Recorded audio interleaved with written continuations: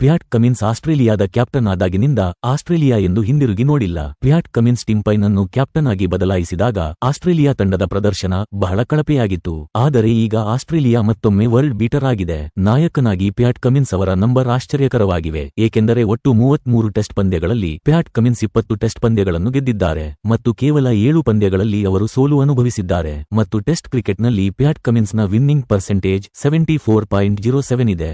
ಹಾಗೆ ಓಡಿಐನಲ್ಲಿ ಇವರು 17 ಪಂದ್ಯಗಳಲ್ಲಿ ಕ್ಯಾಪ್ಟನ್ ಆಗಿ 13 ಪಂದ್ಯಗಳನ್ನು ಗೆದ್ದಿದ್ದಾರೆ ಮತ್ತು ಇವರ ವಿನ್ನಿಂಗ್ ಪರ್ಸೆಂಟೇಜ್ 76.47 ಇದೆ. ಹಾಗೂ ಪ್ಯಾಟ್ ಕಮಿನ್ಸ್ನ ನಾಯಕತ್ವದಲ್ಲಿ ಮೊದಲಿಗೆ ಆಸ್ಟ್ರೇಲಿಯಾ 2023ರ ವಿಶ್ವ ಟೆಸ್ಟ್ ಚಾಂಪಿಯನ್ಶಿಪ್ ಗೆದ್ದಿತು. ನಂತರ ಆಶಸ್ 2023ರಲ್ಲಿ 2ರಲ್ಲಿ ಡ್ರಾ ಮಾಡಿ ಟ್ರೋಫಿಯನ್ನು ರಿಟೇನ್ ಮಾಡಿತು.